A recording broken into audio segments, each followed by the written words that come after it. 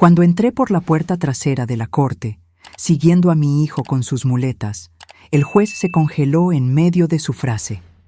Sus ojos se abrieron de par en par, como si hubiera visto un fantasma. «Dios mío, ¿eres tú? ¿Qué haces aquí?» El silencio se apoderó de la sala mientras mi nuera y su arrogante familia intercambiaban miradas de pánico. Puse mi gastado maletín de cuero sobre la mesa de defensa con un golpe seco. Ese sonido resonó como una declaración de guerra. Pero antes de seguir, confirma si ya estás suscrito al canal y escribe en los comentarios. ¿Desde dónde estás viendo este video? Nos encanta saber hasta dónde están llegando nuestras historias. 3 meses antes, jamás hubiera imaginado volver a un juzgado. Mi vida se había transformado en una rutina tranquila. Cocinar para mi hijo Miguel y mi nieta Sofía. Cuidar de nuestro pequeño jardín y ocasionalmente ayudar con la contabilidad de algunos negocios del barrio. Siempre fui solo Doña Elena para todos en el vecindario. La madre dedicada que había criado sola a un hijo ejemplar, que logró construir su propia casa en las afueras de la Ciudad de México después de años de arduo trabajo como ingeniero civil. Todo cambió una tarde de jueves. El teléfono sonó mientras preparaba la cena. El capataz de la obra donde Miguel trabajaba estaba del otro lado, con la voz ahogada. «Doña Elena, ocurrió un accidente. Miguel se cayó de un andamio. Está en el hospital. Venga rápido». El mundo se vino abajo. Lo dejé todo y corrí al hospital, con el corazón a punto de salírseme del pecho. Cuando llegué, encontré a Miguel acostado en una cama, consciente, pero con los ojos vacíos. El médico me explicó la situación con una frialdad que me dio escalofríos. Miguel nunca volvería a caminar normalmente. Sus piernas habían sufrido daños graves. En el mejor de los casos, lograría moverse con muletas por el resto de su vida. Carla, mi nuera, estaba a su lado. Al principio, parecía estar lidiando bien con la situación. Abrazaba a Miguel, acariciaba su cabello y prometía que todo estaría bien. Pero a medida que los días se convertían en semanas y las semanas en meses, vi su comportamiento cambiar gradualmente. Las visitas al hospital se hicieron más cortas y espaciadas. Las llamadas telefónicas disminuyeron. Cuando Miguel finalmente regresó a casa, ella no estaba allí para recibirlo. Llegué con él en el taxi. Tuve que cargarlo sola hasta el cuarto que improvisé en la planta baja.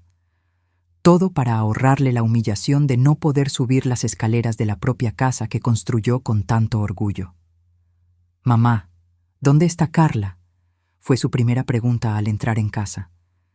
Llamó diciendo que necesitaba resolver algunas cosas, pero pronto estará aquí.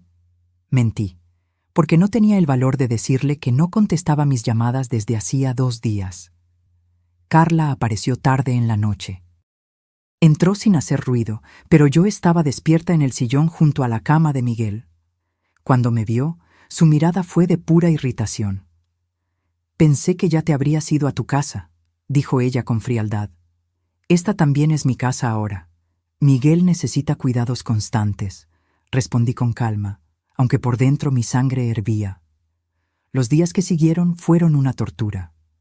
Carla no se esforzaba por ocultar su desprecio por la nueva condición de Miguel.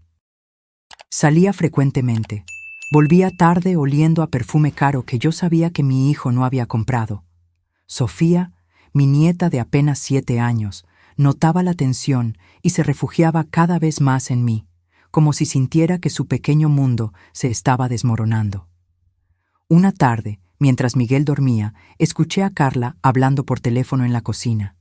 Su voz era baja, pero yo podía escuchar perfectamente. «Sí, ya hablé con el abogado. El divorcio no será un problema. Él está prácticamente inválido ahora. Sí, la casa es lo más importante. Conseguiremos al menos la mitad, tal vez más. No, la suegra no sabe nada». Mi corazón se heló. La casa que Miguel construyó ladrillo a ladrillo, ahorrando cada centavo de su sueldo por años, estaba en riesgo. el lugar donde le prometí que nunca seríamos desalojados, donde finalmente sintió la seguridad que no tuvimos durante toda su infancia, cuando vivíamos de renta en renta después de que su padre nos abandonó. Contuve mi rabia y decidí observar más. En los días siguientes, noté a Carla tomando fotos de muebles, documentos, haciendo anotaciones sobre todo en la casa, como si estuviera preparando un inventario. Hablaba frecuentemente con alguien por teléfono, siempre saliendo al patio para que no la escucháramos. Entonces, una mañana de domingo, lanzó la bomba durante el desayuno. «Miguel, necesitamos hablar», dijo ella, poniendo un folder sobre la mesa. «Esto ya no está funcionando. Quiero el divorcio». Miguel dejó caer la taza que sostenía. Sus ojos, ya tristes por meses, se llenaron de una desesperación que me partió el alma. «Carla, ¿por qué? Sé que estoy diferente, pero sigo siendo el mismo hombre. Aún puedo ser un buen esposo, un buen padre». Su voz se quebró. «No es eso», ella cortó fríamente. «Ya no siento lo mismo desde hace mucho tiempo. El accidente solo aceleró lo inevitable». Luego, mirándome directamente con una sonrisa cínica, añadió: «Y claro, según mi abogado, la casa tendrá que ser vendida. Es un bien adquirido durante el matrimonio. Tengo derecho a la mitad». El rostro de Miguel palideció aún más. La casa era todo para él, su mayor orgullo, la prueba concreta de que había cumplido la promesa hecha a mí cuando aún era adolescente. «Un día, mamá, tendremos una casa que nadie podrá quitarnos». Esa noche, después de que Sofía durmió, encontré a Miguel llorando silenciosamente en el balcón, agarrado a sus muletas como si fueran lo único que lo mantenía en pie. «Mamá», susurró, «¿qué voy a hacer? Esta casa es todo lo que tengo para dejarle a Sofía». Me senté a su lado y sostuve su mano. Por un momento, volví en el tiempo y vi a mi niño de 10 años, llorando después de que su padre nos abandonó. La misma expresión desamparada, el mismo temblor en los labios. «Miguel, esta casa fue comprada antes de tu matrimonio», dije firmemente.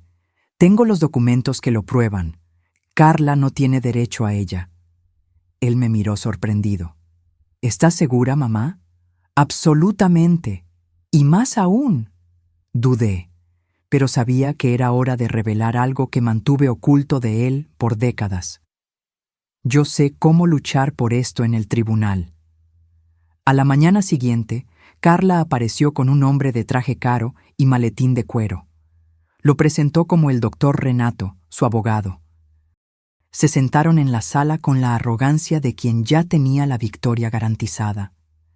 El abogado esparció papeles sobre la mesa y comenzó a explicar cómo sería el proceso de divorcio, cómo la casa sería evaluada y vendida, cómo Sofía quedaría bajo custodia primaria de Carla, considerando la condición actual del padre. Miguel se hundía cada vez más en el sillón, sus manos temblando sobre las muletas. Antes de que yo pudiera decir algo, Sofía entró en la sala. Había escuchado todo detrás de la puerta. «No quiero irme con mami. Quiero quedarme con papi y la abuela», gritó ella, corriendo a los brazos de Miguel. El rostro de Carla se contorsionó de rabia. «Sofía, no seas ridícula. Tu padre ya no puede cuidarte. Míralo. Apenas puede cuidarse a sí mismo». Esas palabras fueron como una puñalada en el corazón de Miguel.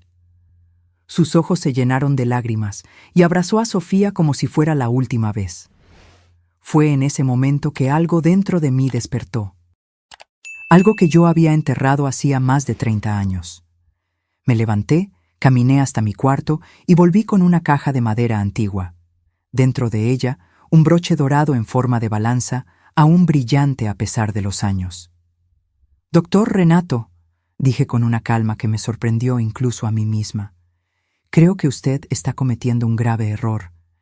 Esta casa fue adquirida por mi hijo antes del matrimonio. Tengo todos los documentos que lo comprueban». El abogado sonrió con desdén. «Señora, con todo respeto, la jurisprudencia actual considera bienes adquiridos incluso poco antes del matrimonio como parte del patrimonio común. principalmente si fueron usados como residencia familiar. Eso no es cierto, rebatí con firmeza. El artículo 1659 del Código Civil es bien claro al respecto. Su sonrisa vaciló. ¿Usted entiende de derecho? Puse el broche sobre la mesa. El símbolo de la barra de abogados brilló bajo la luz de la mañana. Más de lo que se imagina. El clima en la sala cambió instantáneamente. El doctor Renato tomó el broche, lo examinó por algunos segundos y luego me miró con una expresión diferente. Ya no había desdén, sino cautela. ¿Esto es suyo?, preguntó él. Fue mío por 20 años, antes de jubilarme. Carla rió nerviosamente. ¿Qué es esto? ¿Algún tipo de farol? ¿Usted es solo una ama de casa que hace pasteles para vender el fin de semana? Miguel me miraba con los ojos desorbitados, como si estuviera viendo a una extraña frente a él. Mamá, ¿de qué está hablando? Tomé el broche de vuelta y lo puse en mi bolsillo. Antes de que nacieras, Miguel, yo era abogada, una de las mejores de la Ciudad de México, especializada en derecho familiar. Me llamaban el Águila de la Justicia, porque nunca perdía un caso. El silencio se apoderó de la sala. Por primera vez vi un destello de miedo en los ojos de Carla. «Esto es ridículo», ella intentó desdeñar, pero su voz falló. «Si usted fuera realmente abogada, ¿por qué abandonaría todo para ser una simple ama de casa?» «Porque elegí a mi hijo», respondí simplemente. «Cuando Miguel nació y su padre nos abandonó, decidí que mi carrera ya no sería más importante que criarlo adecuadamente. Pedí licencia de la barra y me dediqué a él a tiempo completo». Miguel estaba atónito. «¿Por qué nunca me lo contaste?» «Nunca hubo necesidad», respondí con una sonrisa triste. «Quería que me vieras solo como tu madre, no como la abogada que un día fui». Me giré hacia el doctor Renato, que ahora hojeaba nerviosamente sus documentos. «Ahora, doctor, creo que necesitamos revisar todos esos papeles. Y sugiero que comencemos por los documentos de la casa, que tengo guardados y que prueban inequívocamente que fue adquirida por Miguel 2 años antes del matrimonio». Las semanas que siguieron fueron intensas. Carla, al ver que su plan inicial se había desmoronado, cambió de estrategia. Ahora luchaba por la custodia exclusiva de Sofía, alegando que Miguel, en su condición, no podía cuidar adecuadamente de su hija. Para nuestra sorpresa, consiguió un informe médico cuestionable, afirmando que Miguel sufría de depresión severa que comprometía su capacidad de cuidado parental. El médico que firmó el documento era primo del nuevo novio de Carla, como descubrimos después. Mientras tanto, yo trabajaba incansablemente para preparar nuestra defensa. Desenterré mis viejos libros de derecho, me actualicé sobre las nuevas leyes y jurisprudencias, pasé noches en vela revisando cada detalle del proceso. La sensación de estar nuevamente inmersa en el mundo jurídico era extrañamente reconfortante, como encontrar a un viejo amigo. Miguel me observaba con creciente admiración. Por las noches, mientras revisábamos documentos, él frecuentemente se detenía y simplemente me miraba con una sonrisa en los labios. «¿Qué pasa?», pregunté en una de esas noches. «Estoy tratando de imaginarte en los tribunales, enfrentando a jueces y abogados», respondió él. Debió ser increíble. Sonreí, sintiendo una punzada de nostalgia. Fue una parte importante de mi vida, pero nada comparado con criarte. ¿Por qué nunca regresaste? Después de que crecí, pudiste haber retomado tu carrera. Suspiré, mirando la pila de documentos frente a nosotras. Algunas puertas, cuando se cierran, son muy difíciles de reabrir. No le conté toda la verdad. No mencioné el último caso que defendí, el escándalo que involucró a un juez corrupto, las amenazas que recibí, la decisión de desaparecer de la vida pública para proteger a mi hijo. Algunas heridas son demasiado profundas para ser expuestas, incluso después de tantos años. Cada día la audiencia se acercaba. Carla intensificó su campaña contra Miguel. Comenzó a llevarse a Sofía lejos los fines de semana, volviendo con la niña cargada de regalos caros y la cabeza llena de promesas de una vida lujosa si se quedaba con su madre. ¿Sabías que si te vienes a vivir conmigo, tendrás tu propia habitación con televisión? Escuché a Carla decirle a Sofía una tarde en que trajo a la niña de vuelta. Y podemos tener un perrito, el que siempre quisiste. Sofía, a sus 7 años, estaba confundida con toda la situación. Una noche, la encontré llorando en su cuarto. Me senté a su lado en la cama. «¿Qué pasa, mi amor?», pregunté, secando sus lágrimas. «Abuela, mami dijo que papi ya no puede cuidarme porque está enfermo de las piernas. ¿Es eso cierto?». Mi corazón se encogió. «Claro que no, cariño. Tu padre te ama más que a nada en el mundo. Sus piernas están lastimadas, pero su corazón y su cerebro están perfectamente sanos. Y es con ellos que él te cuida, ¿entiendes?». Sofía asintió, pero aún parecía preocupada.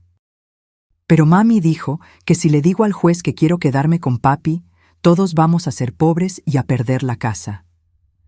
Aquello fue como un golpe en el estómago. Carla estaba manipulando a su propia hija, preparándola para mentir en el tribunal. Abracé a Sofía con fuerza, luchando contra la rabia que crecía dentro de mí. «Sofía, escucha bien. Solo tienes que decir la verdad, siempre la verdad. Y la verdad es lo que está en tu corazón. Nadie va a quitarnos esta casa, te lo prometo». En la víspera de la audiencia recibí una llamada inesperada. Era Marcia, una antigua secretaria de la oficina donde yo trabajaba. De alguna forma, ella había descubierto que yo volvería a un juzgado después de tantos años. «Elena, no vas a creer quién será el juez de tu caso», dijo ella con la voz llena de emoción. «Alberto Méndez». El nombre cayó como una bomba. Alberto había sido mi colega en la universidad, luego un joven abogado al que frecuentemente enfrenté en casos difíciles. Nuestra rivalidad era legendaria en los círculos legales de la Ciudad de México, y ahora él sería el juez que decidiría el destino de mi hijo y nieta. «¿Aún se acuerda de mí?», pregunté, sorprendida. Marcia se rió del otro lado de la línea. «Elena, nadie olvida al águila de la justicia, especialmente no a alguien que perdió contra ti tantas veces como Alberto». Esa noche no pude dormir. Me quedé en el balcón, observando las estrellas y pensando en cómo el destino da vueltas curiosas. 30 años atrás yo enfrentaba a Alberto en tribunales abarrotados, luchando por clientes ricos y poderosos. Ahora enfrentaría nuevamente un tribunal, pero luchando por el bien más preciado que tenía, mi familia. A la mañana siguiente, ayudé a Miguel a vestirse con su mejor traje. A pesar de las circunstancias, estaba elegante, la barba bien rasurada, el cabello peinado. Sofía estaba hermosa en su vestido azul, el cabello recogido con cintas que combinaban. «Estoy nervioso, mamá», confesó Miguel mientras ajustaba las muletas. «Yo también», admití, «pero estaremos bien. Confía en mí». Llegamos al juzgado 1 hora antes de la hora marcada. Mientras subíamos las escaleras lentamente a causa de las muletas de Miguel, divisé a Carla llegando en un auto lujoso que ciertamente no era suyo. A su lado, un hombre alto y elegante que nunca habíamos visto antes. Ella sonrió al vernos, una sonrisa fría y calculadora. «Míralos», la escuché decirle al hombre, lo suficientemente alto para que escucháramos. «Patéticos». Miguel bajó la mirada, herido. Apreté su brazo en apoyo y seguí adelante, con la cabeza erguida, guiando a mi hijo y a mi nieta dentro del tribunal donde se libraría nuestra batalla. Cuando entramos en la sala de audiencias, ya había algunas personas esperando. Carla y su abogado ya estaban allí, así como el hombre elegante que ahora descubrí ser Gustavo, su nuevo novio. Nos sentamos en el lado opuesto, yo entre Miguel y Sofía, sosteniendo las manos de los dos. Y entonces, a las 10 en punto, la puerta lateral se abrió y el juez entró. Alberto Méndez estaba más viejo, el cabello gris en las sienes, algunas arrugas marcando su rostro, pero aún tenía el mismo porte altivo que yo recordaba. Se sentó, ajustó sus anteojos y comenzó a hojear los documentos del caso. Cuando levantó los ojos para examinar a las partes presentes, su mirada pasó por Carla, por su abogado, y finalmente se posó en nosotras. Fue entonces que me vio. Sus ojos se abrieron de par en par. Dejó caer la pluma que sostenía.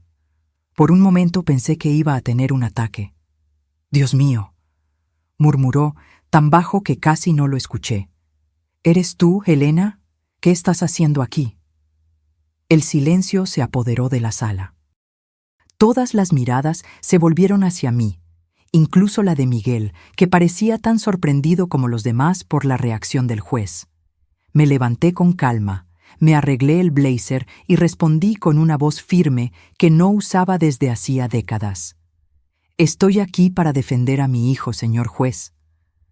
El tribunal entero parecía haberse congelado. El juez Alberto Méndez me miraba como si estuviera viendo un fantasma. Por un momento, todos los años que pasaron desde que abandoné la abogacía desaparecieron, y éramos nuevamente los jóvenes abogados que cruzaban espadas en batallas jurídicas épicas.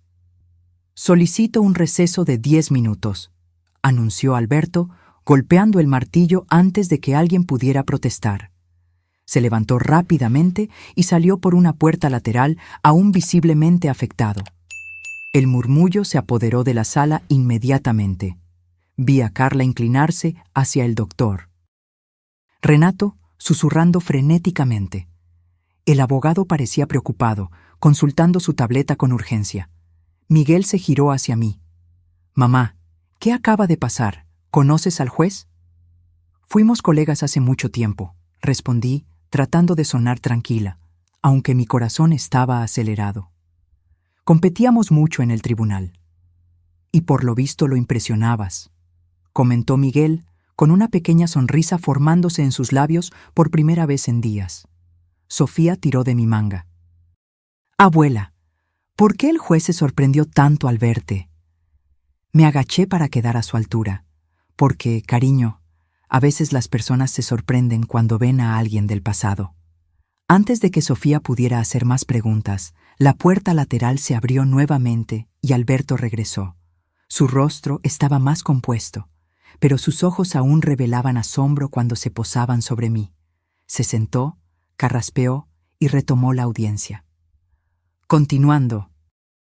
«Proceso de divorcio y custodia entre Carla Almeida y Miguel Santos», anunció, su voz ahora firme.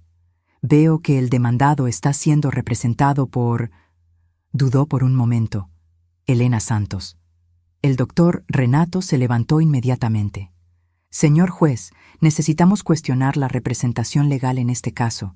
La señora Helena Santos no posee registro activo en la barra de abogados desde hace décadas. No puede actuar como abogada».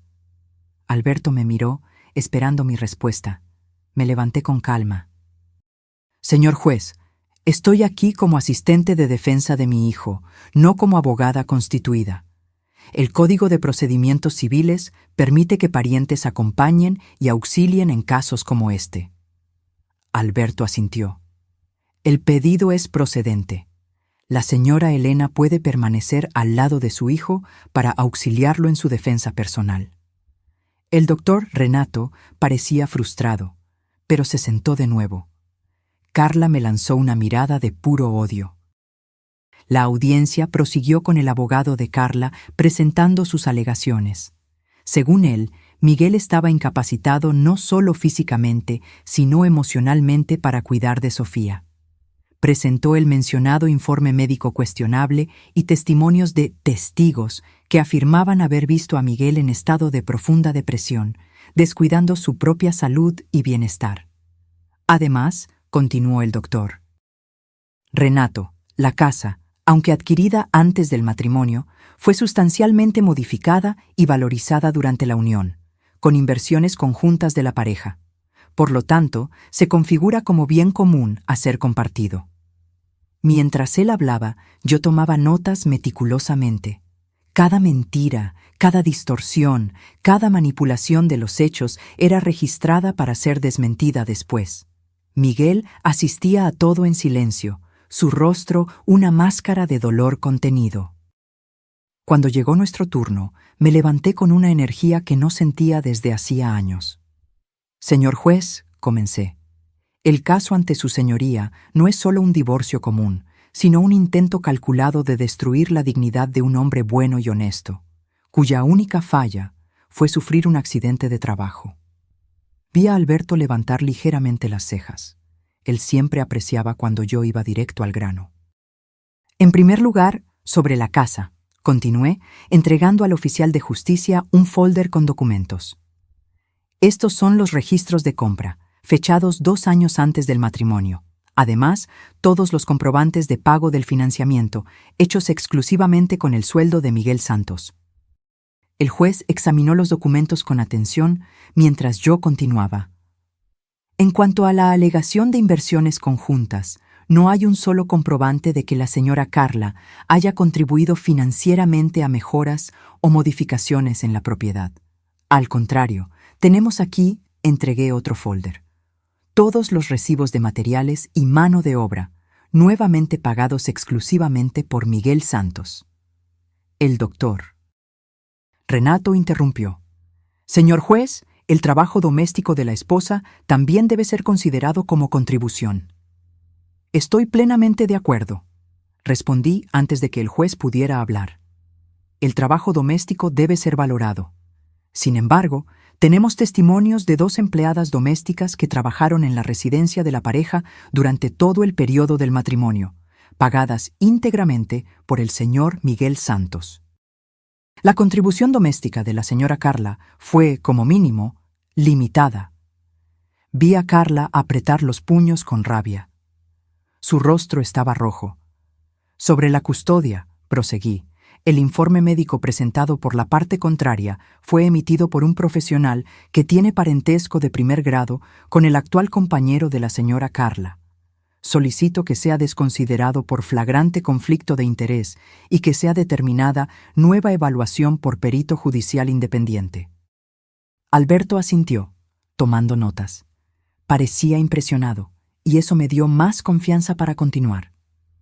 Además, la defensa quisiera solicitar la audiencia de la menor Sofía Santos, que está presente hoy, para que ella pueda expresar su opinión sobre con quién desea residir conforme prevé el estatuto del menor. El doctor Renato se levantó nuevamente, agitado. Señor juez, la niña tiene solo 7 años.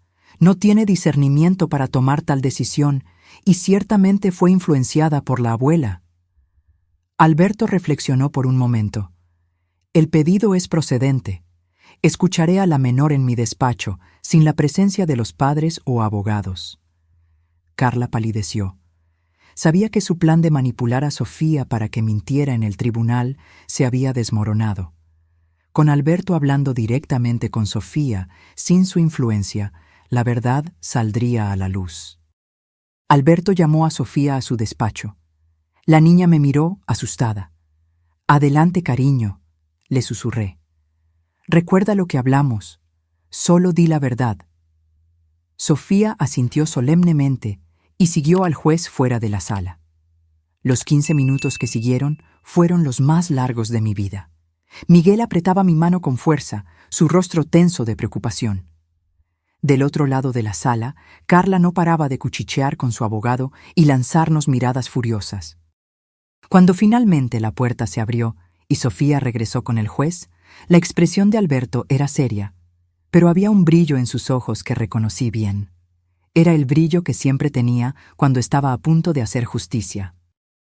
Tras escuchar a la menor, anunció, y analizar cuidadosamente las pruebas presentadas por ambas partes, determino que la guarda provisional de Sofía Santos queda con el padre, señor Miguel Santos, con visitas supervisadas para la madre, señora Carla Almeida, hasta la conclusión de una evaluación psicológica completa de la familia.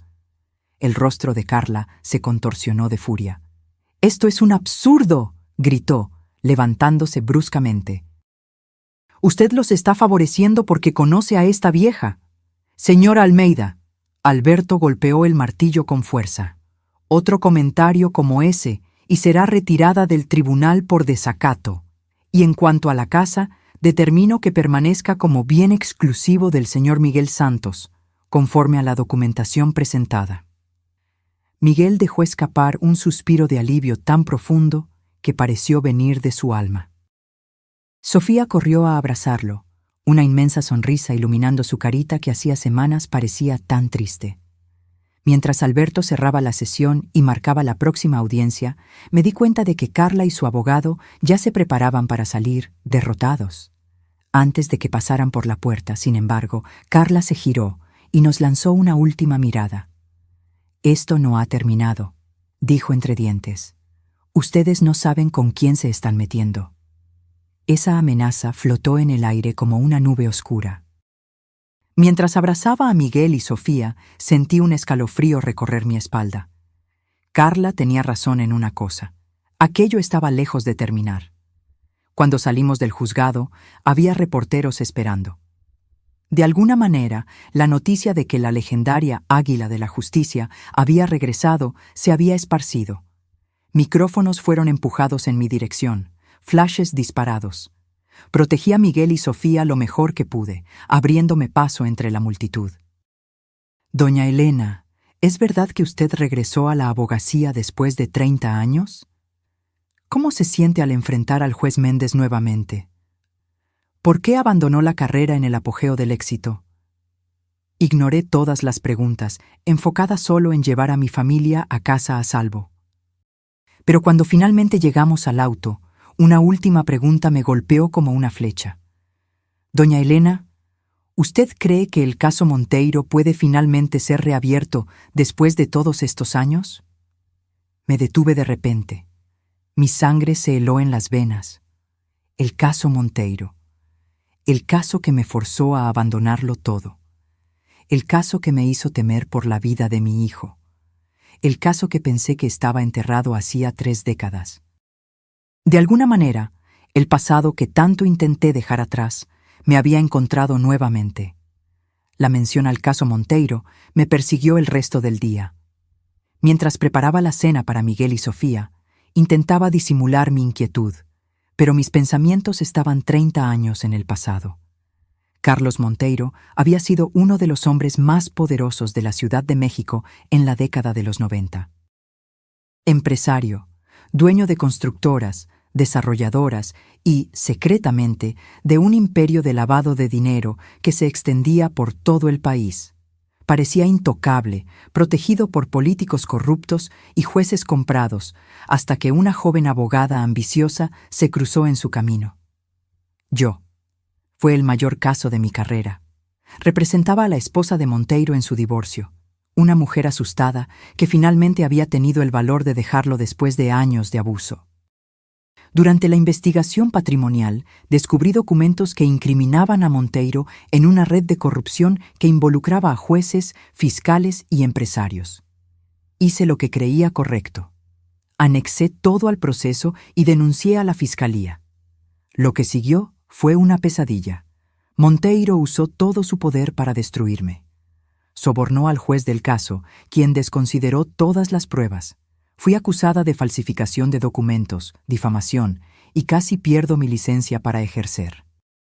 Pero lo peor fueron las amenazas, notas anónimas describiendo la rutina de Miguel, entonces con solo 5 años, en la escuela.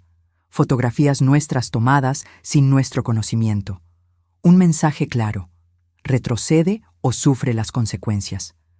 Una noche, al llegar a casa, encontré la puerta forzada y, en el cuarto de Miguel, un oso de peluche con la cabeza decapitada. Fue cuando decidí que ningún caso valía la vida de mi hijo. Renuncié al proceso, pedí licencia de la barra de abogados y desaparecimos. Cambiamos de barrio, cambié mi apellido de vuelta al de soltera y me convertí solo en Doña Elena, la madre dedicada que hacía pasteles para complementar los ingresos. Monteiro murió hace 10 años. Pero su influencia y su red de corrupción ciertamente sobrevivieron a él. Y ahora, por algún motivo, ese fantasma había resurgido. «Mamá, ¿estás bien?» La voz de Miguel me trajo de vuelta al presente. Él me observaba desde la puerta de la cocina, apoyado en sus muletas.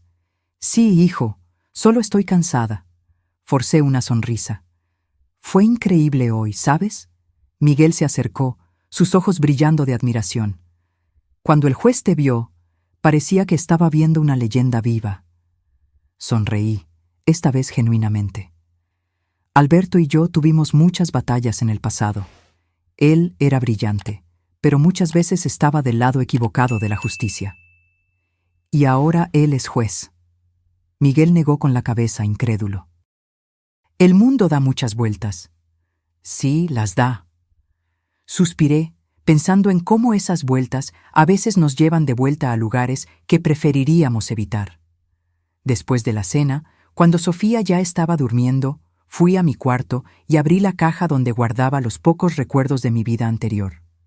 En el fondo, escondido bajo papeles amarillentos, estaba una memoria USB que no tocaba desde hacía décadas. La única copia de las pruebas contra Monteiro y su red que yo había mantenido, por seguridad. Conecté la memoria a mi portátil antiguo y, para mi sorpresa, los archivos aún estaban allí.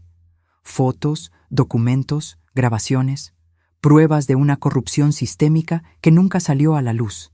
Nombres de jueces, políticos, empresarios, muchos aún activos, algunos en posiciones aún más poderosas hoy.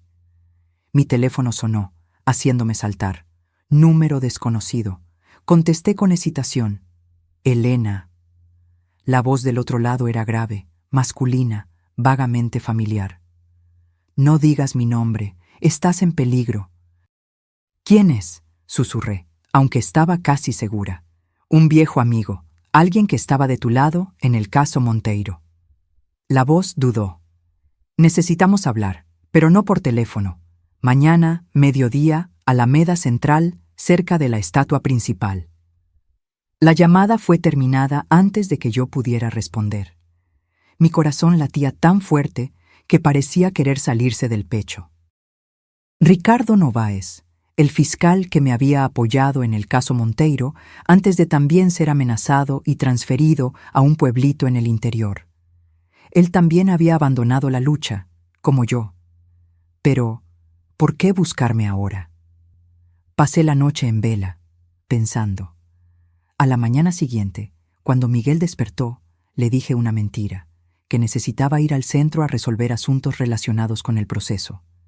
Él se ofreció a ir conmigo, pero insistí en que se quedara con Sofía. ¿Está pasando algo, mamá?, preguntó él, preocupado. Estás extraña desde ayer.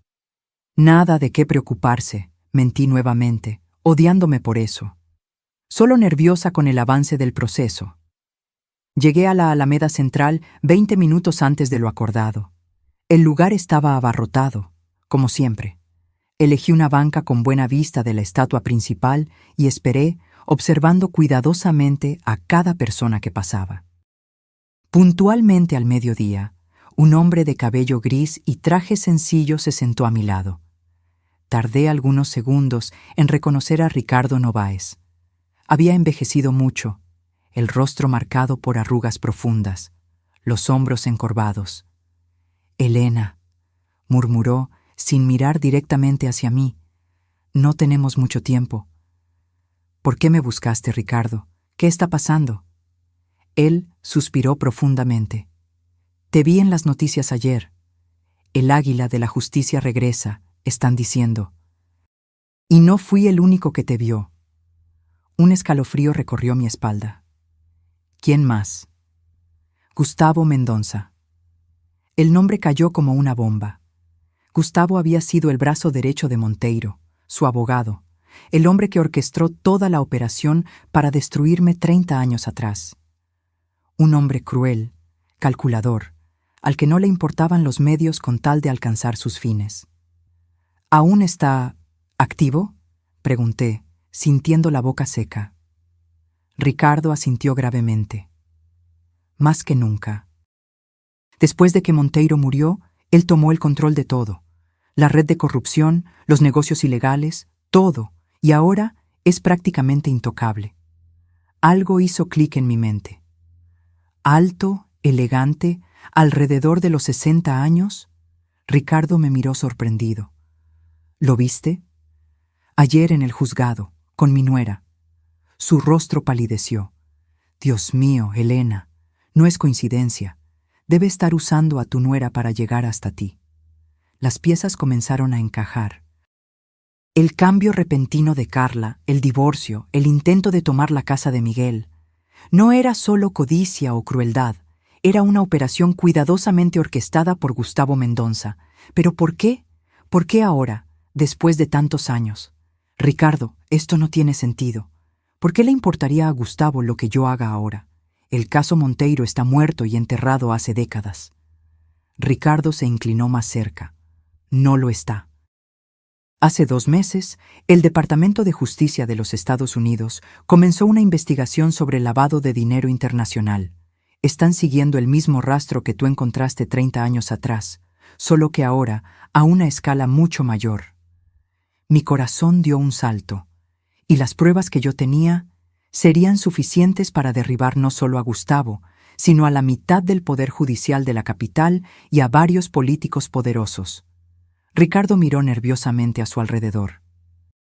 Gustavo debe haber descubierto que guardaste copias, y ahora que reapareciste públicamente, él quiere asegurarse de que no voy a entregarlas. Completé, sintiendo un nudo en el estómago. Exactamente. Está usando a tu nuera para atacarte, Elena. Probablemente la encontró por casualidad, pero cuando descubrió quién era ella, la transformó en un arma contra mí y mi hijo. Mi voz se quebró. ¿Y ahora? ¿Aún tienes las pruebas? Asentí lentamente. Entonces, tienes 2 opciones, dijo Ricardo, su rostro una máscara de seriedad. Entregar todo al FBI, que está coordinando la investigación con la Policía Federal, o destruirlo todo y esperar que Gustavo crea que ya no eres una amenaza. ¿Y si entrego las pruebas? Tú y tu familia necesitarán protección. Los testigos contra personas como Gustavo tienen un historial pobre de supervivencia. Nos quedamos en silencio por unos momentos. La plaza continuaba su ritmo normal a nuestro alrededor. Personas apuradas, vendedores ambulantes, niños corriendo. Un mundo ajeno al drama que se desarrollaba en nuestra pequeña banca. Necesito pensar, dije finalmente, y necesito proteger a Miguel y Sofía. Ricardo asintió, levantándose. Usa este teléfono para contactarme, dijo, deslizándome discretamente un celular prepago. Es seguro. Y Elena, ten cuidado. Gustavo no es el tipo de hombre que se rinde fácilmente. Observé a Ricardo alejarse entre la multitud, sintiendo el peso del mundo sobre mis hombros. 30 años atrás, había elegido la seguridad de Miguel en detrimento de la justicia. Ahora, estaba nuevamente ante el mismo dilema, solo que esta vez, la amenaza ya estaba dentro de nuestra casa, en la forma de Carla y su nuevo novio. Cuando regresé a casa, encontré a Miguel en el balcón, jugando a las cartas con Sofía. Al verme, su rostro se iluminó. «¿Cómo te fue en el centro, mamá?», preguntó. «Productivo», respondí vagamente. «Miguel, necesitamos hablar, sobre Carla». Él suspiró, la sonrisa desapareciendo. «¿Descubriste algo nuevo?» «Sofía, cariño», me dirigí a mi nieta. «¿Puedes ir por ese pastel de chocolate a la cocina para nosotros?» La niña asintió alegremente y corrió adentro. Cuando estuvo lo suficientemente lejos, me senté al lado de Miguel. «Hijo, ¿llegaste a conocer al nuevo novio de Carla? ¿Gustavo?» Miguel frunció el ceño. «Solo de vista». «¿Por qué? ¿Sabes a qué se dedica? ¿De dónde lo conoce?» Carla dijo que es empresario, dueño de constructoras o algo así. Lo conoció en una fiesta de trabajo, creo. Miguel me miraba confuso. «Mamá, ¿qué está pasando?» Hesité. Contarle toda la verdad a Miguel significaría involucrarlo en un peligro que no pedía ni merecía. Pero mantenerlo en la oscuridad podría ser aún más peligroso. «Miguel, ¿recuerdas que te conté que abandoné la abogacía para dedicarme a ti?» Él asintió. No fue toda la verdad. Abandoné porque estábamos siendo amenazados a causa de un caso que yo estaba investigando. Un caso de corrupción que involucraba a personas muy poderosas. Los ojos de Miguel se abrieron de par en par. ¿Y qué tiene eso que ver con Carla? El hombre con quien ella está ahora, Gustavo Mendonça, era parte de ese esquema de corrupción. Y creo que él está usando a Carla para llegar hasta nosotros, especialmente ahora que volvía a aparecer públicamente. Miguel palideció. Dios mío, ¿crees que Carla sabe esto? ¿Que ella nos está traicionando conscientemente? Suspiré. No sé, hijo. Puede estar siendo manipulada o puede ser cómplice. De cualquier forma, estamos en peligro. En ese momento, Sofía regresó con un plato de pastel, una sonrisa inocente en su rostro. Miguel y yo intercambiamos una mirada preocupada. Nuestra pequeña familia, que acababa de ganar una batalla en el juzgado, ahora enfrentaba una amenaza mucho mayor. Y yo sabía que, esta vez, no podía simplemente huir y empezar de nuevo. Esta vez necesitaría enfrentar a los fantasmas de mi pasado de una vez por todas. El día siguiente a mi conversación con Ricardo amaneció gris y lluvioso, como si el clima reflejara la tormenta que se formaba en nuestra vida. Después de una noche sin dormir, tomé una decisión. No huiría más. Era hora de enfrentar a Gustavo Mendonça y acabar con esta amenaza de una vez por todas. «Miguel», llamé a mi hijo mientras él tomaba café. «Necesito que tú y Sofía pasen algunos días en casa de la tía Marcia». Miguel me miró perplejo. «¿Por qué? ¿Qué estás planeando, mamá?» «Es solo una precaución», respondí, tratando de sonar casual mientras preparaba el café. «Las cosas pueden complicarse en los próximos días, y prefiero que ustedes estén lejos». Miguel puso la taza en la mesa con fuerza. «Ya no somos niños, mamá. No voy a huir y dejarte enfrentar esto sola». «Miguel, por favor», mi voz falló. «No es por mí, es por Sofía. Ella necesita estar segura». Él dudó mirando a su hija que jugaba inocentemente en la sala. Finalmente, asintió. «Está bien.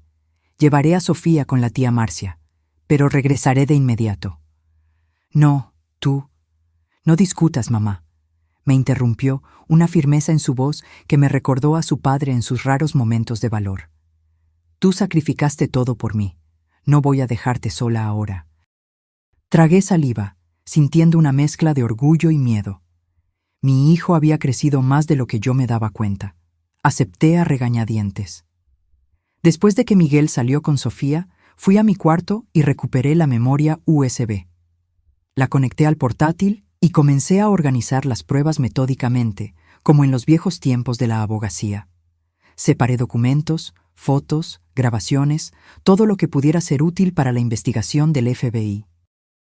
Hice copias y las almacené en diferentes dispositivos, incluyendo una cuenta de correo electrónico anónima que creé especialmente para eso. El teléfono prepago que Ricardo me había dado sonó. Era él. «Elena, conseguí contacto con el agente del FBI responsable de la investigación. Quiere reunirse contigo esta noche». «¿Dónde?» «En el Hotel Continental, a las 8 p.m., cuarto 512. Ve sola y no le digas a nadie». «Estaré allí», respondí, sintiendo una mezcla de alivio y aprensión. La tarde pasó lentamente. Miguel regresó según lo prometido, y pasamos las horas siguientes revisando los documentos juntos. Le conté todo sobre el caso Monteiro, sobre las amenazas, sobre por qué realmente abandoné la abogacía. Él escuchó en silencio, sus ojos abriéndose de par en par, ocasionalmente con las revelaciones. «¿Por qué no me lo contaste antes?», preguntó cuando terminé. «Quería protegerte», respondí sinceramente. «Quería que tuvieras una vida normal, sin miedo». Miguel negó con la cabeza, una sonrisa triste en sus labios. «Renunciaste a todo por mí, tu carrera, tu identidad, todo». «Y lo haría de nuevo», respondí, sosteniendo su mano. «Eres lo mejor que me ha pasado en la vida, Miguel». A las 7:30 p.m. salí para encontrarme con el agente del FBI. Miguel insistió en acompañarme hasta el hotel, a pesar de la dificultad con las muletas. Lo dejé en el vestíbulo, prometiendo volver en 1 hora. Subí hasta el 5º piso, mi corazón latiendo fuerte. El pasillo estaba desierto y silencioso. Me detuve frente al cuarto 512 y llamé suavemente. Nadie respondió. Llamé de nuevo, más fuerte. Silencio. Un escalofrío recorrió mi espalda. Algo andaba mal. Intenté el picaporte y, para mi sorpresa, la puerta no estaba cerrada. La abrí lentamente, preparada para retroceder si era necesario. El cuarto estaba oscuro. Tanteé la pared en busca del interruptor y encendí la luz. Lo que vi me hizo congelar. Ricardo estaba tirado en el suelo, un charco de sangre extendiéndose bajo su cuerpo. Corrí hacia él, pero un rápido toque en su cuello confirmó mi temor. No había pulso. Ricardo estaba muerto. Antes de que pudiera procesar el horror de la escena, escuché un ruido detrás de mí. Me giré rápidamente. Gustavo Mendonça estaba parado en la puerta del baño, una sonrisa fría en su rostro envejecido, pero aún cruel. Elena Vieira, dijo lentamente, saboreando mi antiguo nombre. O debo decir, Águila de la Justicia, ¿cuánto tiempo? Me levanté lentamente, manteniendo los ojos fijos en él. No había señal de arma, pero eso no significaba que no estuviera armado. Gustavo, respondí, manteniendo mi voz firme a pesar del miedo. ¿Por qué no me sorprende que estés detrás de todo esto? Él se rió, un sonido áspero y sin humor. Los viejos hábitos son difíciles de abandonar, al igual que las viejas amenazas. Sus ojos se entrecerraron. Debiste haber permanecido olvidada, Elena. Y tú deberías estar en la cárcel, repliqué, junto con todos los jueces y políticos que tú y Monteiro compraron. Gustavo dio algunos pasos por el cuarto, rodeándome como un depredador. Carlos era un visionario, ¿sabías? Construyó un imperio, y cuando murió, me lo dejó todo, excepto un problema. Tú y tus malditas pruebas. ¿Entonces ese es eso? Después de todos estos años, ¿aún temes que yo exponga tus crímenes? No es miedo, Elena. Es prudencia. Los americanos están investigando, husmeando por ahí. Si te encuentran, si descubren lo que sabes. Dejó la frase en el aire. No puedo permitirlo. Di un paso hacia la puerta, calculando mis posibilidades. ¿Qué quieres, Gustavo? Pregunté, ganando tiempo. ¿Las pruebas? Ya no las tengo. Destruí todo hace años. Sus ojos brillaron peligrosamente. Ambos sabemos que eso es mentira, Elena. Siempre fuiste demasiado meticulosa como para no tener un seguro. Se acercó más. ¿Dónde están las pruebas? Lejos de tu alcance, respondí. Y si algo me sucede, serán entregadas automáticamente a las autoridades. Era un farol, pero mi única oportunidad. Gustavo dudó, sopesando mis palabras. Siempre la misma jugadora inteligente, murmuró. Pero olvidas que ahora tengo una ventaja que no tenía antes. ¿Cuál? Tu hijo y tu nieta. Su sonrisa se ensanchó al ver el pánico en mi rostro. Oh, no te preocupes, están bien, por ahora. Pero vas a entregarme todas las pruebas, o la próxima persona en el suelo será tu precioso Miguel. Mi sangre se heló. Si los tocas, eso depende enteramente de ti, Elena. Sacó un celular del bolsillo. Una llamada, es todo lo que necesito hacer. Estaba acorralada. Si entregaba las pruebas, no habría garantía de que Gustavo nos dejaría en paz. Ciertamente me mataría, como mató a Ricardo. Pero si me negaba, Miguel y posiblemente Sofía estarían en peligro inmediato. En ese momento, escuché un ruido en el pasillo. Pasos, voces. Gustavo también escuchó y se giró rápidamente hacia la puerta. Fue el momento de distracción que yo necesitaba. Con un movimiento rápido que no sabía que aún poseía a mis 60 años, avancé sobre él. No era una mujer fuerte, pero la adrenalina y la desesperación me dieron fuerza suficiente para empujarlo contra la pared. Su celular cayó al suelo. Lo pateé lejos y corrí hacia la puerta. Gustavo se recuperó rápidamente y vino detrás de mí, agarrando mi brazo con fuerza. «¡No vas a ir a ninguna parte!», gritó, su rostro contorsionado de rabia. Luchamos brevemente. Yo intentaba soltarme mientras él intentaba arrastrarme de vuelta al cuarto. Fue cuando escuché una voz familiar. «¡Suelta a mi madre!». Miguel estaba en el pasillo, apoyado en sus muletas, el rostro pálido pero determinado. A su lado, para mi completa sorpresa, estaba el juez Alberto Méndez. Gustavo se congeló, sus ojos abriéndose de par en par al ver a Alberto. «Méndez», susurró, «¿qué demonios estás haciendo aquí?» Alberto avanzó, su postura imponente a pesar de la edad, haciendo lo que debía haber hecho 30 años atrás Mendoza. Mi conciencia finalmente habló más alto que mi miedo. Por un momento, no entendí lo que estaba pasando. Entonces, la realidad me golpeó. Alberto había sido uno de los jueces comprados por Monteiro y Gustavo. Era por eso que había archivado mi caso contra Monteiro tantos años atrás. «Tú...» comencé, pero no pude terminar la frase. Alberto me miró con vergüenza en los ojos. «Cuando te vi en el juzgado ayer, Elena, supe que era mi oportunidad de redención. Tu hijo me buscó hoy, preocupado. Me contó sobre tu reunión sospechosa. Vine de inmediato». Gustavo se rió amargamente. «¿Entonces vas a volverte contra mí ahora, Alberto? ¿Después de todos estos años aceptando mi dinero? Hipócrita». «Es tarde para mí», respondió Alberto con calma, «pero no para hacer lo correcto».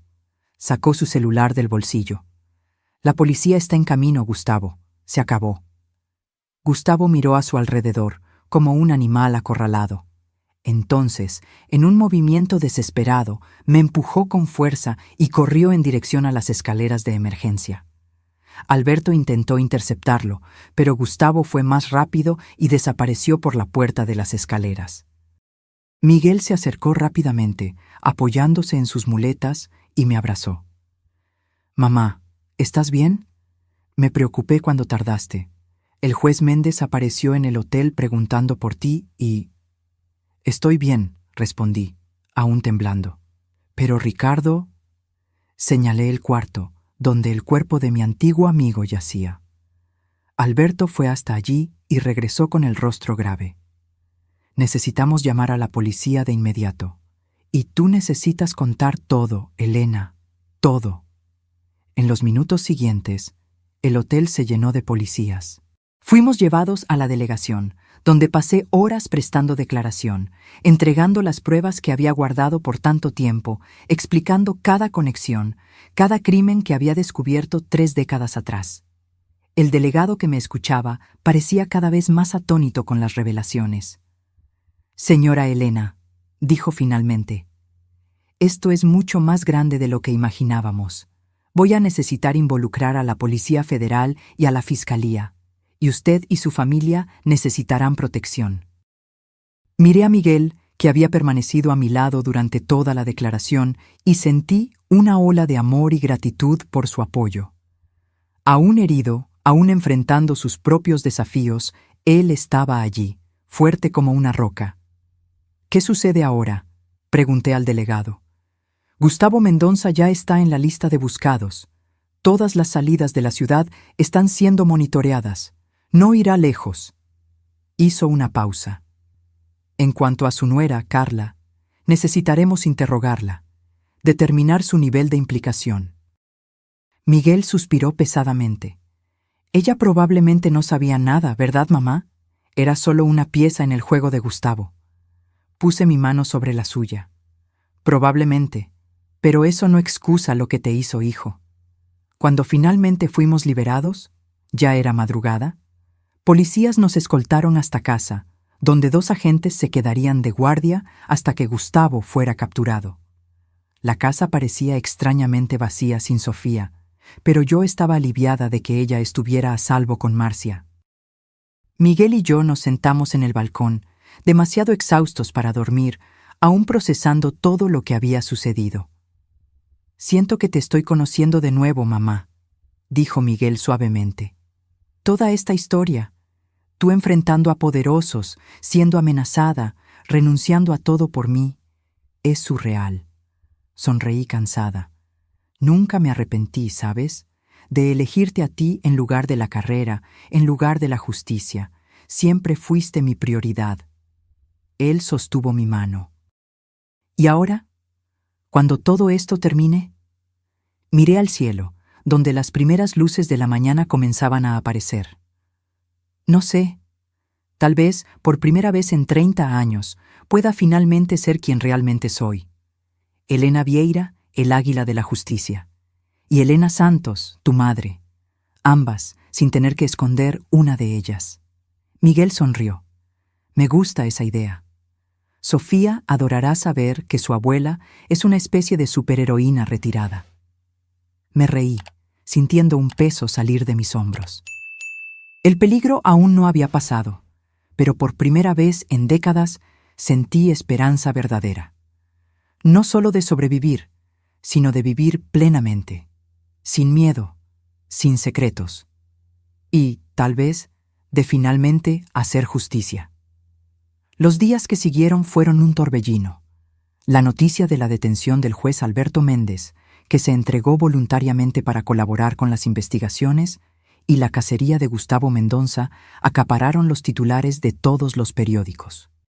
Mi nombre, que había sido olvidado por 3 décadas, resurgió con fuerza total. Águila de la Justicia regresa y desmantela esquema de corrupción que sobrevivió por 30 años. Reporteros rodeaban nuestra casa día y noche, mantenidos a distancia por los policías que nos daban seguridad.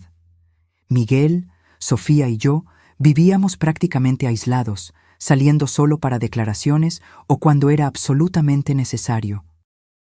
Al 4.º día después de los eventos en el hotel, recibimos la noticia.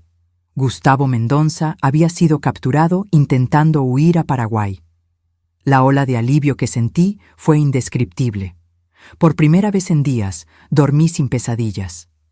A la mañana siguiente, fui llamada para una declaración formal en la Policía Federal. Allí, encontré un equipo de investigadores mexicanos y 2 agentes del FBI que habían volado especialmente a la Ciudad de México después de que las pruebas que proporcioné llegaron a Washington. Señora Vieira, dijo el agente americano, un hombre de mediana edad con acento marcado. Las pruebas que usted conservó son el eslabón que faltaba en nuestra investigación. Usted acaba de ayudarnos a desmantelar una de las mayores redes de lavado de dinero de las Américas. 30 años después, comenté con una sonrisa triste, supongo que más vale tarde que nunca. La delegada de la Policía Federal, una mujer de mirada firme llamada Doctora Renata, añadió: basándonos en sus pruebas y en la colaboración del juez Méndez, ya conseguimos órdenes de arresto para 3 magistrados, 2 fiscales y un senador. Esto es solo el comienzo. ¿Y qué hay de Carla?, pregunté, pensando en Miguel y Sofía. Mi nuera. La doctora Renata consultó algunas anotaciones. Se comprobó que ella no tenía conocimiento de las actividades criminales de Gustavo Mendonça. Él la manipuló como hizo con tantos otros. Sin embargo, hizo una pausa, mirándome directamente. Las grabaciones que usted proporcionó, donde ella instruye a la menor a mentir en el tribunal, configuran delito de alienación parental. Responderá por ello. Asentí, con sentimientos encontrados. No le deseaba mal a Carla, a pesar de todo. Había herido a Miguel profundamente, intentado quitarnos nuestro hogar, pero en el fondo era solo otra víctima de Gustavo, manipulada por promesas de una vida lujosa. Cuando regresé a casa esa tarde, encontré a Miguel y Sofía en el balcón. Mi nieta corrió a abrazarme tan pronto me vio. «Abuela, papi dijo que eres una heroína, que atrapaste a hombres malos». Me reí, abrazándola con fuerza. No soy exactamente una heroína, cariño. Solo hice lo que tenía que hacerse. Miguel sonrió, apoyado en sus muletas. Para nosotros lo eres. Siempre lo has sido. Esa noche, mientras Sofía dormía, Miguel y yo conversamos largamente sobre el futuro. Las investigaciones continuarían por meses, tal vez años. Nuestras vidas nunca volverían a ser las mismas. Estoy pensando en volver a la abogacía, le confesé, casi avergonzada por admitir ese deseo a mis 60 años. Reactivar mi licencia. Miguel asintió, sin sorpresa. Sabía que dirías eso. Vi cómo tus ojos brillaban en el tribunal, mamá. Era como si hubieras reencontrado una parte perdida de ti misma. Es una locura, ¿verdad? A mi edad, empezar de nuevo. Él sostuvo mi mano. Nunca es tarde para ser quien realmente eres, mamá. Tú me enseñaste eso. 3 meses después, recibí la noticia que cambiaría una vez más el curso de mi vida. La Fiscalía, reconociendo mi papel crucial en el desmantelamiento del esquema de corrupción, me invitó a integrar una fuerza de tarea especial como consultora. No era exactamente volver a la abogacía, pero era un reconocimiento del águila de la justicia que pensé haber enterrado décadas atrás. Acepté de inmediato. Mi primer día en la nueva función coincidió con la audiencia final del divorcio de Miguel y Carla. La guarda de Sofía había sido definitivamente concedida a Miguel, con derecho a visitas supervisadas para Carla después de que ella cumpliera servicio comunitario por el intento de alienación parental. Cuando entré en el tribunal esa mañana, ya no era la madre desesperada tratando de proteger a su hijo. Era Elena Vieira, el águila de la justicia, con la cabeza erguida, sin miedo a mostrar quién realmente era. El caso fue rápido. La nueva juez, una mujer joven y seria, confirmó la sentencia anterior. La casa permanecería íntegramente con Miguel, y él tendría la guarda de Sofía. Carla, sentada al otro lado de la sala, parecía una sombra de la mujer arrogante que había sido meses antes. Nuestras miradas se cruzaron brevemente, y vi arrepentimiento en sus ojos. Cuando salimos del juzgado, una mujer joven se me acercó tímidamente. Parecía tener poco más de 20 años. Cargaba un folder lleno de papeles y me miraba con admiración mal contenida. «¿Señora Vieira?» Disculpe molestarla. Mi nombre es Julia. Soy estudiante de Derecho y... Bueno, su historia me inspiró profundamente. Ella dudó, nerviosa. Estoy escribiendo mi tesis sobre mujeres que desafiaron sistemas corruptos en la justicia mexicana. ¿Usted aceptaría concederme una entrevista? Miré a aquella joven, viendo en ella el reflejo de lo que yo había sido décadas atrás. Llena de ideales, determinada a hacer la diferencia. La Elena Vieira que nunca realmente murió, solo esperó pacientemente por su momento de renacer. Sería un honor, respondí sonriendo. A la semana siguiente, recibí otra llamada inesperada. Era la barra de abogados, invitándome a dar una conferencia sobre ética jurídica para nuevos abogados. Al colgar, sentí una emoción que no experimentaba desde hacía mucho tiempo. Propósito renovado. Miguel notó el cambio en mí de inmediato. Mientras cenábamos, comentó: «Pareces más joven, mamá. Tus ojos están diferentes». «¿Cómo que diferentes?» «Vivos, brillantes, como si hubieran recuperado algo que perdieron hace mucho tiempo». Sonreí sabiendo que él tenía razón. «Sabes, por 30 años viví solo como tu madre, y fue la mejor parte de mi vida, no me malinterpretes. Pero había una parte de mí que estaba dormida, esperando». «El águila de la justicia», completó él. «Sí, y ahora por primera vez siento que puedo ser las dos, tu madre y la abogada que siempre fui en el fondo de mi corazón, sin tener que elegir, sin tener que sacrificar una por la otra». Miguel asintió, pensativo. «Creo que entiendo. Es como me siento con el accidente». Miró sus piernas, a las muletas apoyadas en la silla a un lado. Al principio, pensé que había perdido todo. Mi movilidad, mi independencia, mi matrimonio. Pero ahora veo que gané mucho también. Una nueva perspectiva, una nueva fuerza. «Y Sofía», añadí, mirando a mi nieta que jugaba en la sala. «La tienes por completo ahora». «Exactamente. A veces necesitamos perder algo para encontrar algo aún más valioso». Un mes después de la audiencia final, estacioné mi auto frente a un edificio que no visitaba desde hacía 3 décadas, la sede de la barra de abogados. Venía a regularizar mi situación, a reactivar oficialmente mi licencia para ejercer. La joven asistente me miró con curiosidad cuando mencioné mi nombre. «¿Elena Vieira? ¿El águila de la justicia?» Sonreí, sin más vergüenza al escuchar ese apodo. «Sí, soy yo». «Es un honor conocerla, señora. Mi madre siempre hablaba de usted. Ella también es abogada. Mientras llenaba los formularios necesarios, reflexioné sobre cómo la vida da vueltas. 30 años atrás, dejé este lugar con el corazón pesado, creyendo que nunca volvería. Hoy, regresaba no como una derrotada, sino como una sobreviviente. De camino a casa, me detuve frente a la obra donde Miguel había sufrido su accidente. El lugar ahora albergaba un edificio comercial casi concluido.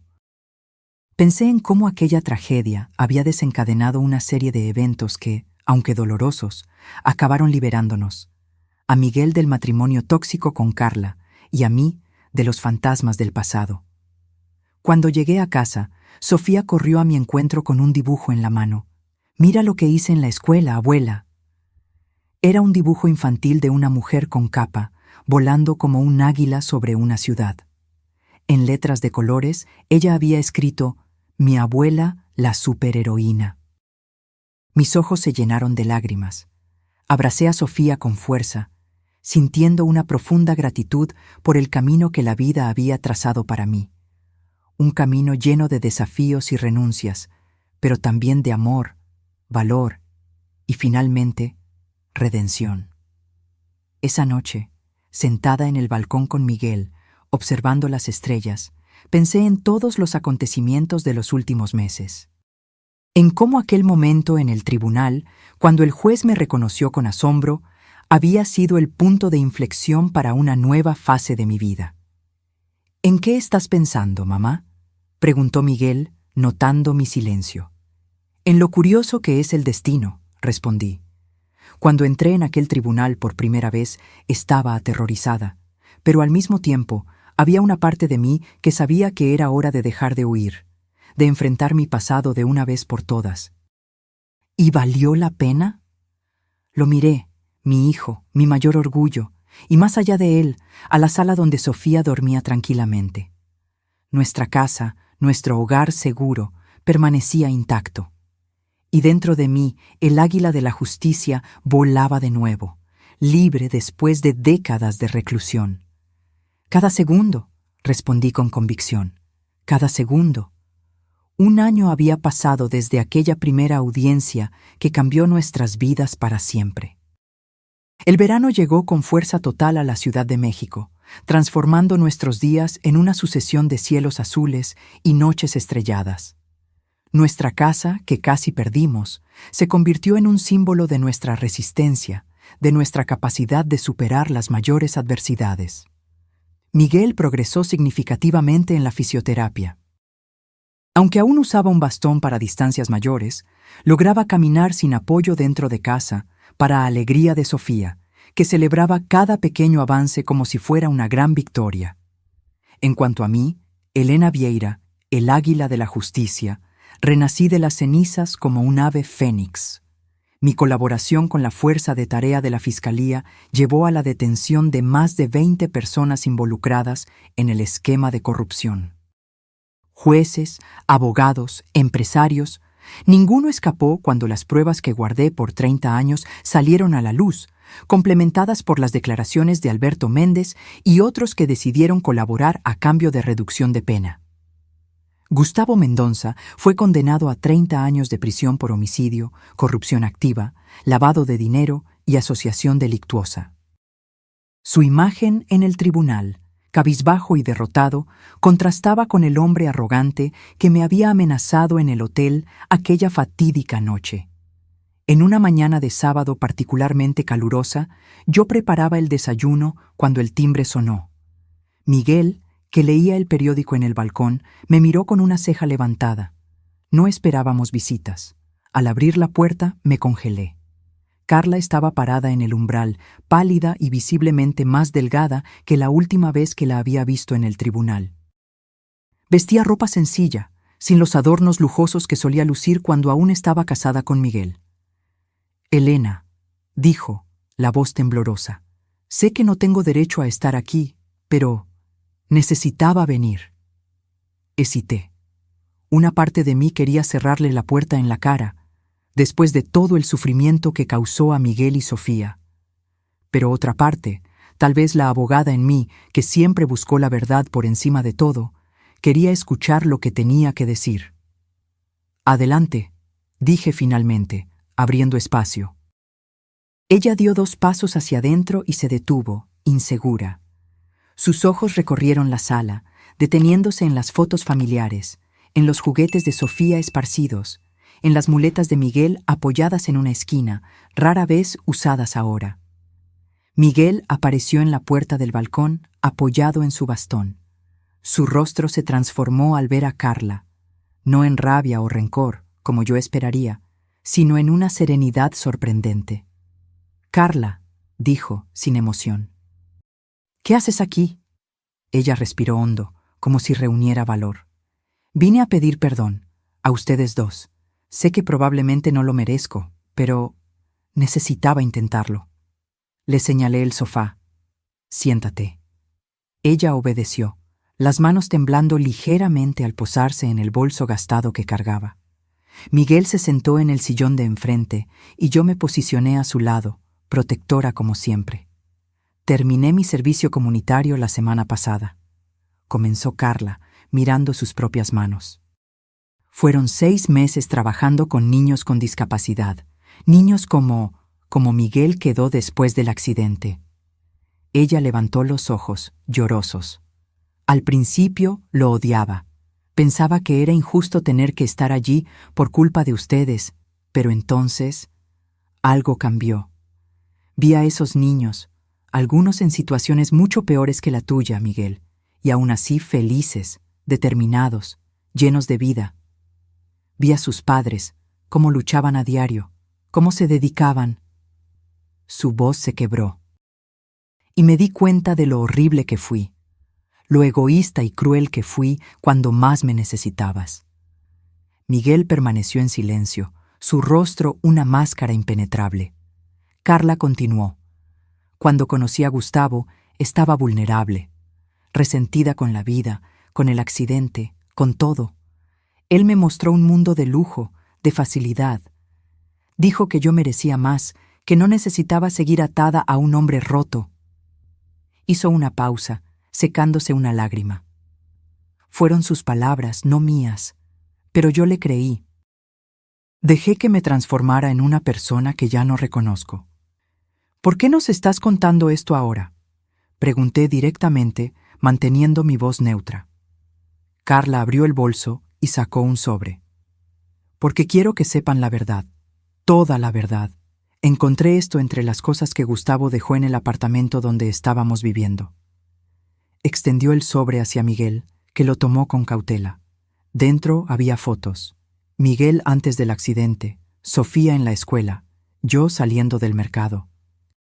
Éramos claramente observados, seguidos. Había también una lista detallada con nuestros horarios, rutinas, lugares frecuentados. «Dios mío», murmuré, sintiendo un escalofrío recorrer mi espalda. Nos vigilaba desde hacía mucho tiempo. «Desde antes del accidente», confirmó Carla, su voz ahogada. Él planeó todo, Elena. El accidente de Miguel no fue un accidente». Miguel palideció, dejando caer las fotos al suelo. «¿Qué?». Carla se cubrió el rostro con las manos, sollozando abiertamente ahora. Gustavo conocía al capataz de la obra. Pagó para que el andamio fuera saboteado. Quería a Miguel incapacitado, vulnerable, para que yo pudiera ser fácilmente manipulada a dejarlo y, eventualmente, luchar por la casa. Un silencio pesado se apoderó de la sala. La revelación era tan monstruosa, tan calculada en su crueldad, que por un momento ninguno de nosotros pudo reaccionar. «¿Por qué?», preguntó Miguel finalmente, su voz poco más que un susurro. «¿Por qué nuestra casa era tan importante para él?». Carla se secó las lágrimas. No era la casa en sí, era la ubicación. La constructora de Gustavo estaba comprando todas las propiedades de la manzana para un gran proyecto. Su casa era la única que faltaba. Intentó comprarla legítimamente antes, pero ustedes nunca quisieron vender. Entonces decidió destruirnos, concluí, sintiendo una rabia fría crecer dentro de mí. Herir a Miguel, manipularte a ti, todo para conseguir un pedazo de tierra. Carla asintió, avergonzada. Cuando lo descubrí, fue como despertar de una pesadilla. Me di cuenta de que había sido usada, que había traicionado a las personas que un día amé, por nada. Miguel se levantó, apoyándose en el bastón, y caminó hasta la ventana. Su perfil contra la luz del sol parecía esculpido en piedra. ¿Por qué no llevaste esto a la Policía Federal de inmediato? Tuve miedo, admitió Carla. Miedo de lo que Gustavo podría hacerme, a ustedes, a Sofía, incluso desde la prisión.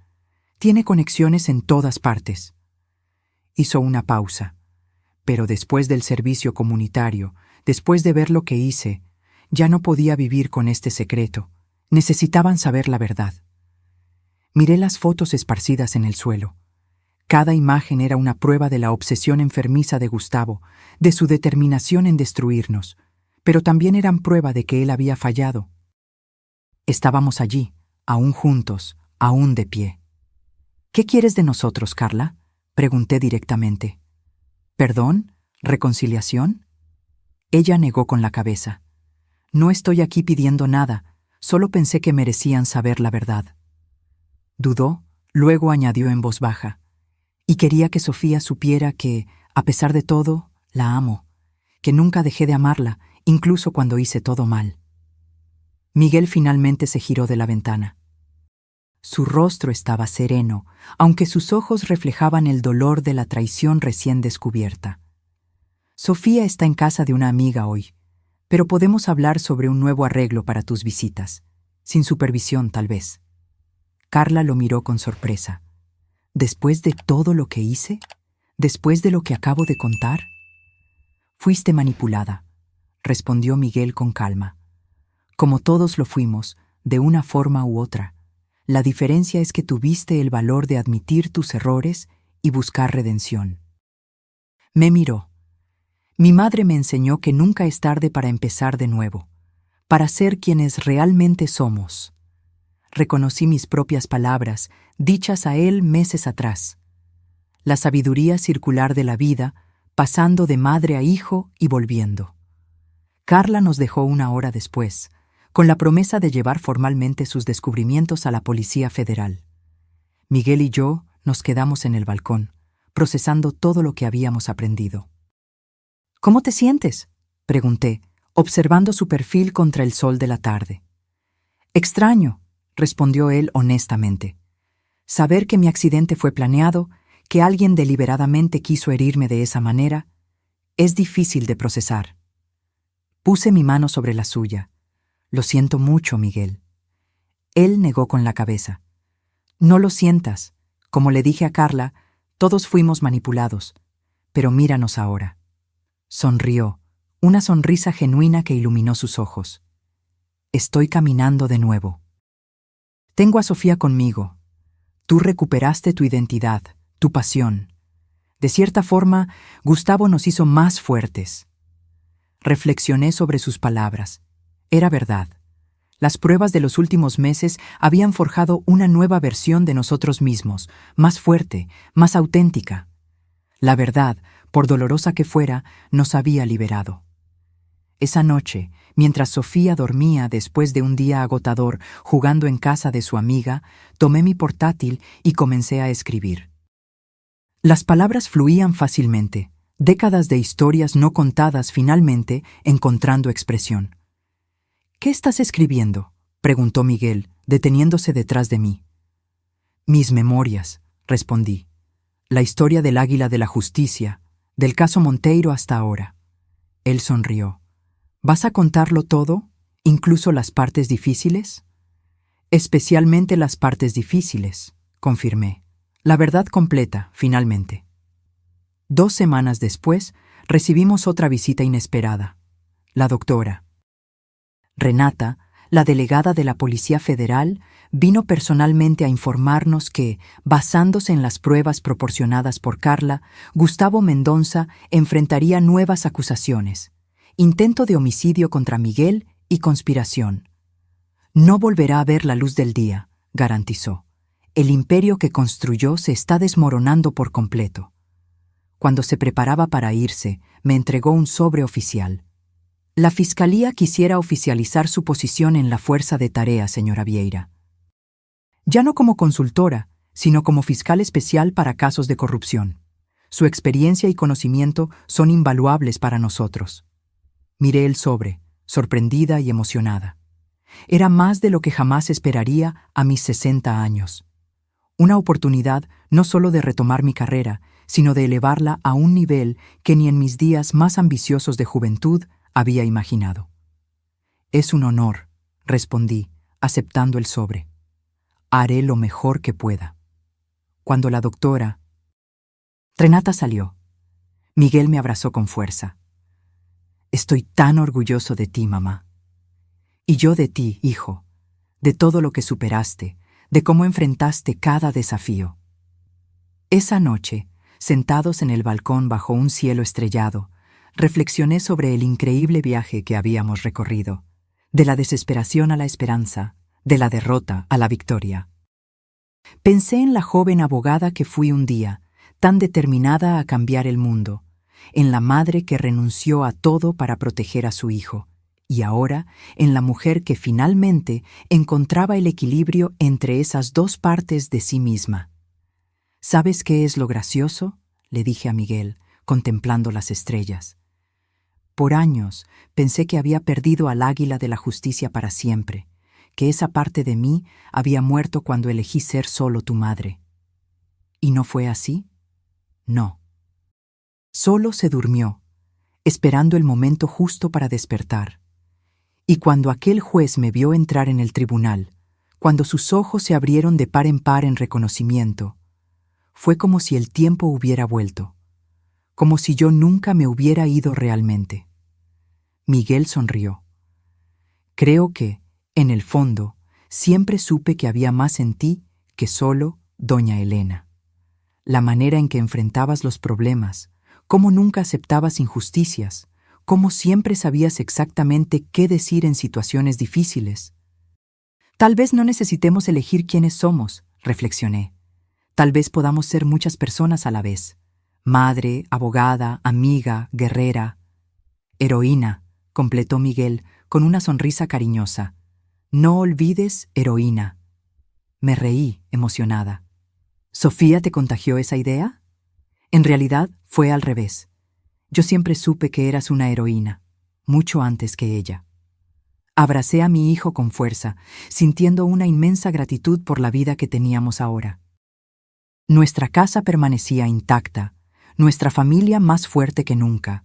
Las cicatrices, tanto las visibles en las piernas de Miguel como las invisibles en nuestras almas, no habían desaparecido, pero ya no dolían como antes. Se habían transformado en marcas de honor, testigos de nuestra resistencia. Y yo, Elena Vieira, el águila de la justicia, finalmente volaba de nuevo, libre y sin miedo, exactamente como debía ser. Ahora, si te gustó esta historia, haz clic en suscribirte y dime en los comentarios, ¿qué parte te dejó con la boca abierta? Y no olvides hacerte miembro para tener acceso a videos exclusivos que no subo aquí. Te espero allí.